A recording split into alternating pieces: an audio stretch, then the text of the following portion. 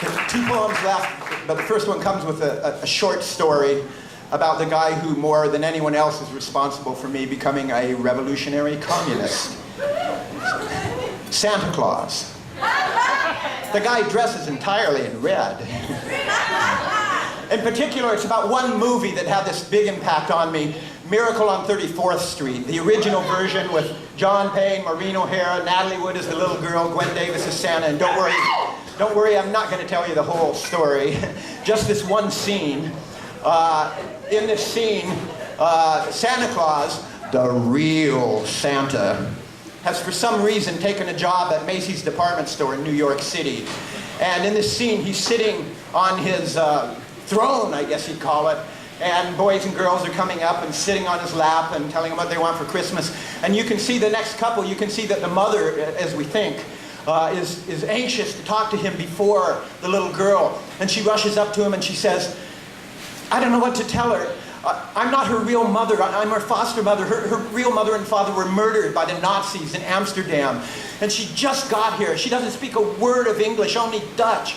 And I've tried to explain to her that you're not going to understand what she says.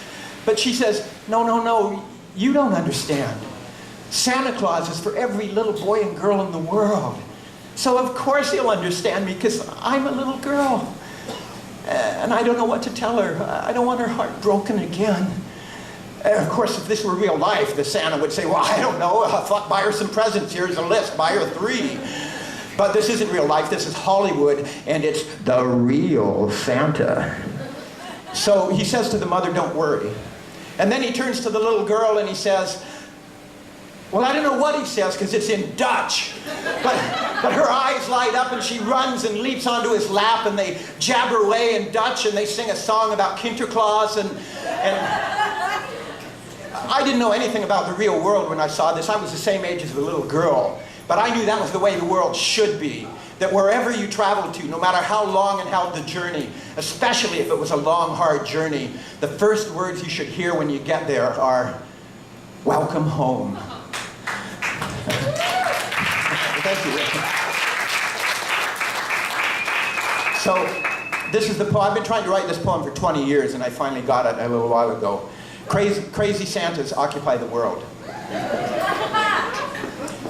Imagine you were this cool old guy who loved children, truly and deeply. Loved every beat of the way they stiff little tick-tock walk and the monkey talk and the roar of the buzz of the whisper of the butterfly, why of honey and wonder and thirsty hunger. They give you their hand with everything in it and your heart lurches into, give me a place to stand and I will move the universe, squeeze it down into the perfect toy to light the smile inside your eye. Would give you anything.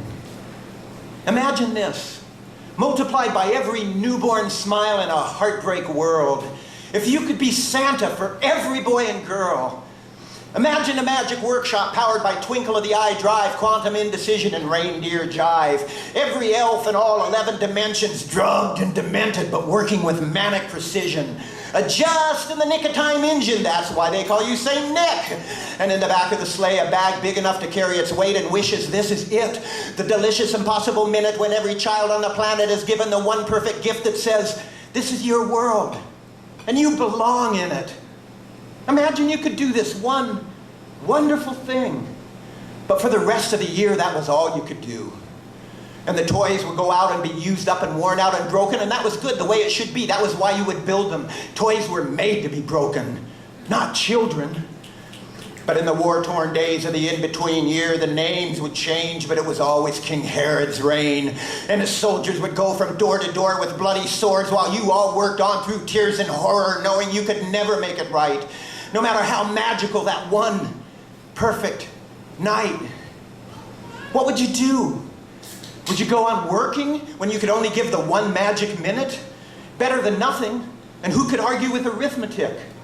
Or would you go crazy with the weight of anger and grief? Would you feel responsible? Would you feel like a thief living a life so sweet, full of hard work done well, when so many children are living in hell? Some people can't ever get enough. Give them a minute and they want eternity. The kind who can never be happy with even a scrap of cruelty. They go crazy at the thought of one child dying a needless death. They can't rest. They've got to be moving, doing, making more than a difference, making everything different. These are the crazy Santas who never give up. Crazy Santas, mad with love. Crazy Santas get up at the crack of dawn, work boots on, march out onto the field, into the street, get beat, fight back, get shot at, don't stop, live life hot-wired. Crazy Santas are dangerous, but it's a dangerous world. Some people can't help fighting back whenever they see the weak attacked. They live like champions in the army that never had a chance. Some of them pick up the gun. Some of them live like saints. All of them are powered by love. All of them make mistakes. Some say we need more magic minutes. That's the best we can do.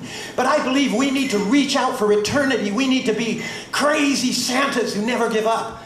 Crazy Santas, mad with love.